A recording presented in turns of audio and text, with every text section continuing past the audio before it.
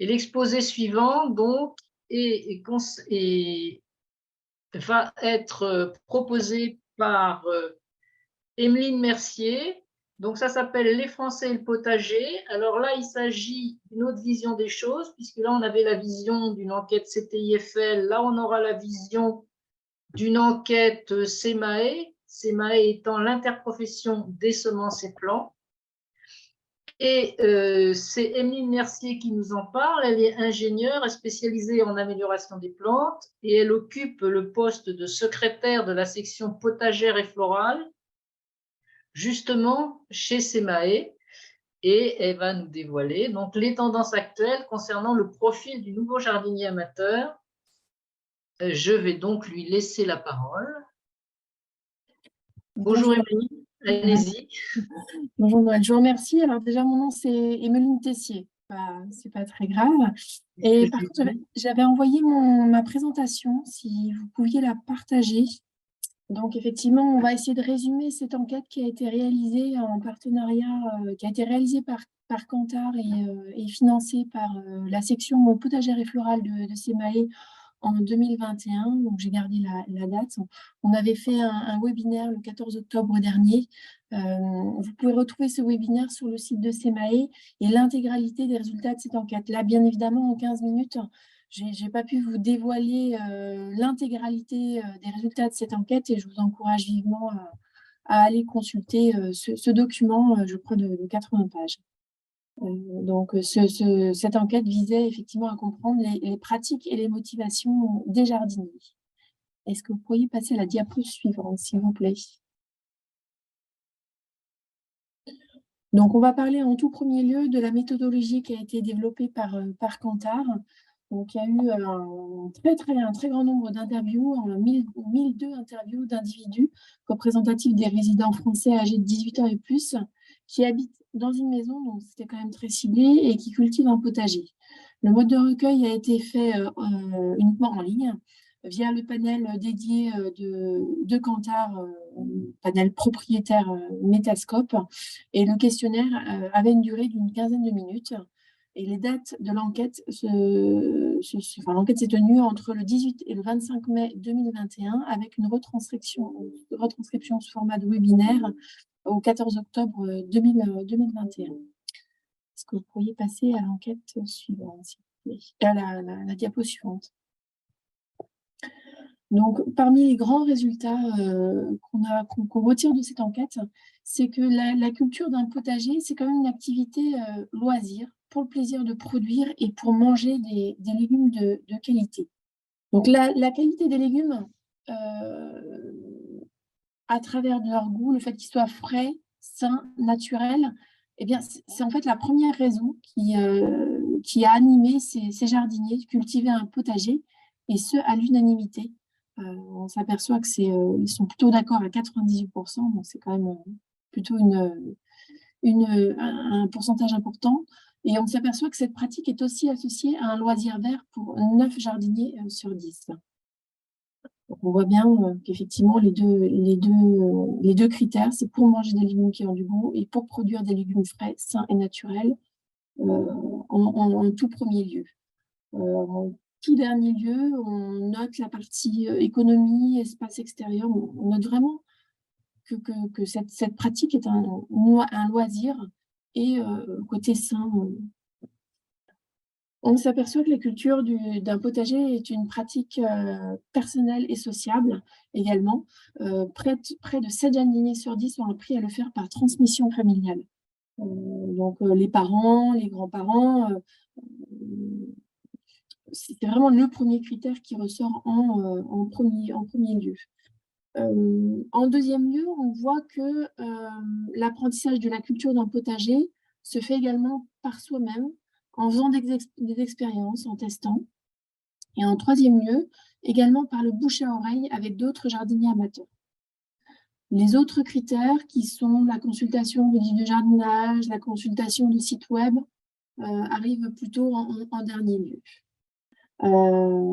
Cette pratique bien ancrée bénéficie aussi d'une base de renouvellement active qui permet d'assurer une transmission auprès des plus jeunes, toujours cette transmission familiale. Et on note également que la superficie du potager dépend de l'expérience des jardiniers. Les plus avertis ont souvent un potager de plus grande taille. Donc là, vous avez le détail en fait de l'analyse. On voit que 37% des répondants ont un jardin de moins de 100 mètres carrés. Donc c'est quand même plus important que ceux qui ont un jardin de plus grande taille. Et on note l'ancienneté également de moins de 2 ans. On voit que les jardiniers, en fait, les plus aguerris sont ceux qui ont un jardin depuis 10 ans et plus de 10 ans, en fait. Près de la moitié des jardiniers cultivent un potager depuis plus de 10 ans et plus d'un tiers depuis moins de 5 ans. Et on note également que la moitié des 18-34 ans ont un potager depuis moins de 5 ans. Donc, les plus jeunes se sont mis plus récemment en fait, au jardinage et au potager.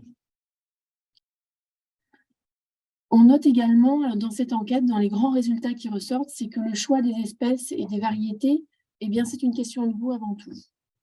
Diapo suivante. Alors, les jardiniers choisissent leurs espèces selon ce qu'ils aiment manger avant tout, en tout premier lieu. Et près de la moitié considèrent aussi les conditions de culture. À l'inverse, par contre, on note qu'ils sont peu portés par l'innovation ou le prix. Les critères de choix des espèces, voilà, c'est vraiment ce que j'aime, ce que je consomme, pour pouvoir le planter, le semer et le récolter. En deuxième lieu, on note la facilité à faire pousser et ou à entretenir le jardin. Donc, il y a quand même la commodité qui ressort de cette enquête. En troisième lieu, l'adaptation aux conditions locales. Donc, le sol, le climat, on choisit des variétés qui vont pousser dans notre région, dans notre jardin. En dernier lieu, on note que le prix, l'originalité, la rareté, par exemple les légumes qu'on trouve peu dans le commerce, ou bien la complémentarité avec une ou plusieurs autres espèces ressortent en dernier lieu dans les critères de sélection, de choix des espèces. Alors, il y avait plusieurs diapos sur cette partie de questionnaires qui ont été faites auprès de ces jardiniers amateurs. J'ai ressorti vraiment les grands diapos. Et ce qui ressort, c'est vrai que quand on va dans une jardinerie, on voit beaucoup de variétés de tomates différentes. Et c'est effectivement les tomates qui sont les espèces les plus cultivées, suivies des plantes aromatiques, ensuite des fraises, de différents types de salades, puis des courgettes. Et en moyenne, ces jardiniers cultivent 4 variétés différentes de tomates ou de plantes aromatiques. Il faut noter aussi, ce qui n'est pas forcément mis là, c'est que les jardiniers en zone rurale cultivant un potager depuis longtemps, donc ça veut dire 5 ans et plus, les jardiniers en général les plus aguerris, ou ayant une superficie de potager importante, plus de 100 mètres carrés, cultivent plus d'espèces que ces 4 espèces qui sont ressorties en moyenne. Ceux qui cultivent un potager depuis longtemps sont aussi plus nombreux à cultiver certaines espèces, les salades, les haricots verts, les courges, les potirons, les pommes de terre ou encore les concombres. Les classements des espèces les plus cultivées restent cependant similaires à l'ensemble global. Le choix de variétés, alors toujours pareil, le goût est privilégié, suivi des conditions de culture, et l'innovation porte vraiment le moins d'intérêt. Donc l'aspect également, l'originalité, la découverte de nouveautés, l'aspect esthétique arrive vraiment en dernier critère de choix. Diapo suivante. Concernant le parcours d'achat, souvent les proches sont la principale source d'information. Les circuits spécialisés ainsi que les principaux lieux d'achat seront présentés dans cette enquête.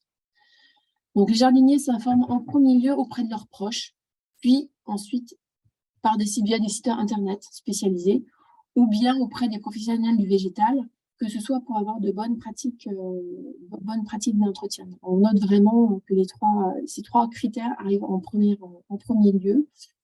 Les autres critères qui sont les informations sur les paquets, sur les sachets, le packaging, les lieux de vente, les foires, les salons de jardinage sont quand même en minorité par rapport à ces 3 critères principaux.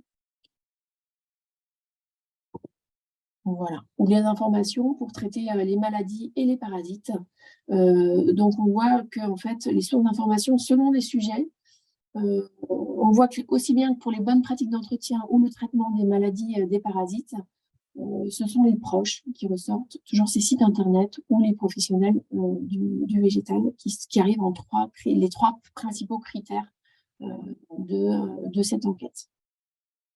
Diapositive suivante, s'il vous plaît.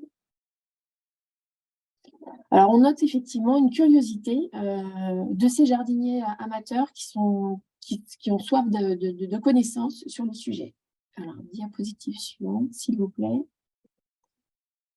La majorité des jardiniers considèrent qu'avoir des connaissances en général sur la culture d'un potager est importante. Par contre, tout ce qui est technique, qui sont relatifs à la gestion des maladies des parasites, reste cependant moins accessible. Donc, en toute logique aussi, ce qui ressort de cette enquête, qui n'est pas forcément, voilà, qui est peut-être moins mise en évidence, c'est que le niveau d'expertise dépend aussi de l'ancienneté. La connaissance globale des techniques de gestion de la culture, préparation du sol, semis, arrosage, désherbage, on voit que les experts estiment avoir plus de connaissances, ce qui est logique, puisque voilà, c'est vraiment un niveau d'expertise qui est attendu en fonction de l'ancienneté. Alors, dans les critères qui intéressent le plus les jardiniers, c'est la récupération de l'eau de pluie et le compostage maison, auquel ces jardiniers amateurs s'intéressent le plus. Par contre, à noter que la rotation des cultures, alors ça c'est pareil, on note vraiment, c'est un critère d'expertise, entre guillemets, qui intéresse plus particulièrement les jardiniers les plus avertis. Je vous laisserai regarder en détail ces informations. L'enquête a été très très riche, hein. C'est vrai que c'est difficile en 15 minutes de la résumer. Alors, diapositive suivante, s'il vous plaît. Alors, cette enquête, à partir de toutes les réponses qui ont été données, donc ces 80 diapositives, Kantar a pu établir 6 groupes de jardiniers selon les bénéfices de cultiver un potager et leur niveau d'expertise perçu. Je mets à disposition cette présentation si vous le désirez. Vous avez un texte après avec les 6 diapos qui suivent qui présentent vraiment les typologies en détail de ces jardiniers. Mais donc voilà, je vais pas relire ces diapositives, elles sont à votre disposition. Donc ces 6 groupes en fait se dénotent en jardiniers débutants, des jardiniers en devenir, en fonction de leur niveau d'expertise, des jardiniers producteurs, des jardiniers passionnés, des jardiniers engagés et enfin le dernier, des jardiniers traditionnels. Si on reste sur cette diapo, les jardiniers débutants représentent 26% du groupe et la moitié cultive un potager depuis moins de 5 ans. Ils commencent généralement en cultivant quelques espèces et en privilégiant les espèces les plus populaires, la tomate, les plantes aromatiques ou les fraisiers. Et leur surface de potager est logiquement réduite avec une majorité possédant 50 mètres carrés ou moins. Les jardiniers en devenir représentent 23% du groupe et ils possèdent un potager depuis moins de 10 ans. Ils cultivent également plusieurs espèces, 5 en moyenne, donc on voit que l'expertise est un peu plus importante et donc le nombre d'espèces cultivées un petit peu plus importante, et privilégier toujours les espèces les plus populaires, comme les tomates, les herbes aromatiques, les fraisiers, mais aussi les courgettes ou encore les salades. Leur surface de potager reste réduite. Les jardiniers passionnés sont ceux qui représentent 12% du groupe. Ils commencent à avoir une certaine expérience dans la culture du potager. Donc, près de 6 sur 10 le font depuis 10 ans ou plus et ils cultivent également plusieurs espèces, 5 en moyenne, avec toujours des espèces populaires comme la tomate, les plantes aromatiques et les fraises. Donc, eux, ils cultivent vraiment ce potager en guise de loisir. C'est vraiment pour eux un attrait pour se détendre, se ressourcer, rester en contact avec la nature. Le 4e groupe, qui sont les jardiniers producteurs, 16%, sont les plus expérimentés. 7 sur 10 cultivent un potager depuis 10 ans ou plus et sont portés avant tout par la production. Ils habitent le plus souvent en zone rurale et ils sont plus nombreux à posséder une grande surface de potager. Un 5e ont des jardins qui font plus de 150 mètres carrés. et ils cultivent un très grand nombre d'espèces, 10,5 espèces en moyenne, incluant les espèces les plus populaires, mais aussi des espèces à rendement, donc comme les haricots verts, les courgettes, les pommes de terre ou encore les carottes. Ils cultivent vraiment ce potager pour sa dimension utilitaire, avant tout produire et faire des économies. Donc ça représente 16% des jardiniers. Enfin, le dernier groupe de jardiniers sont les jardiniers traditionnels qui représentent 10% du panel. L'avant-dernier groupe, pardon. Les jardiniers traditionnels sont les plus expérimentés. 8 sur 10 cultivent un potager depuis 10 ans ou plus. Et chez eux, la culture du potager est avant tout un héritage familial qu'ils perpétuent à la fois dans un objectif de production et de bien-être.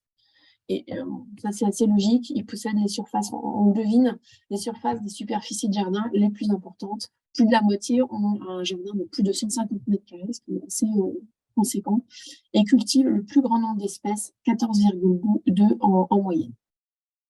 Et pour eux, cette culture du potager est vraiment une tradition. C'est pour ça qu'on les a nommés jardiniers traditionnels, un mode de vie qui leur permet d'avoir une certaine autonomie. Et malgré le volume cultivé et l'objectif de tradition, c'est toujours un plaisir pour eux. Et ils valorisent les bénéfices bien-être que procure cette activité. Voilà. Et enfin, le dernier groupe, les jardiniers engagés, qui représentent 13%. Donc la moitié d'entre eux le font depuis plus de 10 ans et cultivent un nombre important d'espèces, 10,1 en moyenne, avec des espèces populaires comme la tomate, les plantes aromatiques, les fraises qu'on a déjà citées, mais aussi des courgettes, les salades, les haricots verts, les courges au potiron, on l'a dit, ou encore pommes de terre. Et ils sont particulièrement convaincus de l'ensemble des bénéfices de cultiver un potager. Ils valorisent en particulier le partage et la dimension environnementale de cette pratique. Donc, en synthèse, on peut dire que la culture du potager, c'est une pratique qui s'inscrit dans la durée. C'est une pratique aussi sociale, d'échange, de partage, motivée par la volonté de produire, de manger des légumes de qualité, à savoir qui ont du goût, sont frais, sains et naturels, et avec des enjeux de lutte contre les maladies et parasites pour l'ensemble des jardiniers, qu'importe leur niveau d'expertise. Par contre, avec des semences moins conventionnelles qui sont encore peu connues.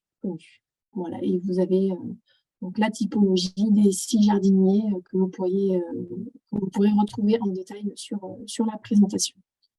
Je vous remercie beaucoup pour votre attention. Eh bien, merci beaucoup pour cet exposé là qui nous en dit un peu plus sur les jardiniers. Bon, je n'ai pas de questions visibles, mais je vais quand même vous en poser une. Alors, je trouve amusant dans la liste, alors je ne sais plus de quel tableau, mais c'est celui où il y avait les interrogations sur l'innovation là qui venait tout à fait en bas. Et dans 3e position, il y avait la résistance aux maladies. Alors, est-ce que ça veut dire que les gens considèrent que la résistance aux maladies n'est pas une innovation? Ou est-ce qu'on leur a posé la question comme ça et qu'ils n'ont pas eu l'idée de le mettre dans l'innovation? Vous voyez ce que je veux dire? Je pense que c'est plutôt la deuxième solution. Pour eux, de mon ressentiment, mon sentiment de compréhension des résultats de l'enquête, c'est que pour eux, effectivement, ça ne fait pas partie de l'innovation. C'est une évidence, quoi, c'est ça? Oui, voilà, c'est une évidence. C'est une évidence. Mon sentiment, pour eux, plutôt l'innovation, on va dire des mots voilà, c'est plutôt les OGM, les hybrides, etc. Je pense que pour eux, la résistance aux maladies et parasites, c'est partie des choses courantes, entre guillemets. Alors, j'ai vu aussi et puis après, je vous passe la parole, excusez-moi, je monopolise. J'ai vu aussi qu'il y avait 20% des jardiniers qui cultivaient selon les cycles de la Lune. Alors, est-ce qu'on a une idée de savoir si c'est les nouveaux jardiniers ou si c'est les anciens?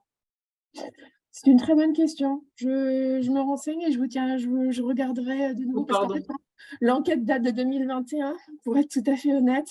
D'accord. Et je vois que notre intervention de tout à l'heure, Daniel Véchambre, notre intervenant Daniel Véchambre, vous posez une question. Alors, Daniel, à toi. Ce n'est pas vraiment une question, c'était un peu pour répondre à la tienne tout à l'heure sur l'autosuffisance. J'ai un petit peu vérifié. Alors, en fait, l'autosuffisance n'est une réalité que pour un produit qui est la tomate, et à certaines périodes de l'année. Et par contre, c'est un rêve, l'autosuffisance, pour ceux, il y a un certain nombre de jardiniers qui voudraient y parvenir, mais c'est plus difficile évidemment, notamment ceux à revenus modestes. Ça, l'autosuffisance, c'est un souhait, mais il n'y arrive que partiellement, donc ce n'est pas de l'autosuffisance, ou alors il n'y arrive que pour la tomate. Généralement, la tomate, quand on en a trop, donc on la donne à ses voisins même. Alors, j'ai quand même une question là, qui vient d'arriver de Yann Leboeuf qui nous dit « De nombreux jardiniers se tournent vers des mini-potagers en carré. Est-ce que cette tendance se confirme ?» Qui peut répondre? Emeline? Non, là, pour le coup, ça faisait vraiment pas partie du scope de l'enquête. On était vraiment sur des maisons avec des jardins et pas effectivement ces carrés. On retrouve de plus en plus de maisons dans des zones plutôt citadines. C'est mon sentiment, en tout cas. Est-ce qu'il y a parmi les panélistes, là, parmi les orateurs, d'autres questions, d'autres commentaires? J'avais envie d'en faire un autre. J'ai vu qu'il y avait 26% et 23% en gros de nouveaux jardiniers là, dans vos catégories de gens qui ne se disaient pas particulièrement experts. Et donc, je me dis qu'il y a du travail pour la SNHF et pour toutes les sociétés d'horticulture de proposer des formations à ces néo-jardiniers pour pas qu'ils se, comment dire, pour pas qu'ils se lassent trop vite, hein, parce que c'est compliqué de jardiner quand même. La terre est basse, je le dis, mais tout le monde le sait, mais quand même. Et donc, ça serait dommage de couper leur élan. Et s'ils peuvent se former un peu plus, je pense que ça serait bien. C'est bien ce à quoi s'emploie la section potager et fruitier de la SNHF, mais effectivement, il y a du pain sur la planche. C'est d'autant plus le cas qu'effectivement, cette enquête a été réalisée en 2021. Il ne faut pas oublier qu'en 2020, nous avons tous été confinés. Et la question sous-jacente qu'il y avait derrière cette enquête, c'était de savoir si cette mode était née du confinement ou bien si c'était quelque chose qui allait perdurer. Donc là, effectivement, je pense qu'on a réussi à capter l'attention de ces jardiniers débutants. À nous de la garder à ce stade-là, motivée et motivante. D'accord. Bah, écoutez, merci beaucoup. On va passer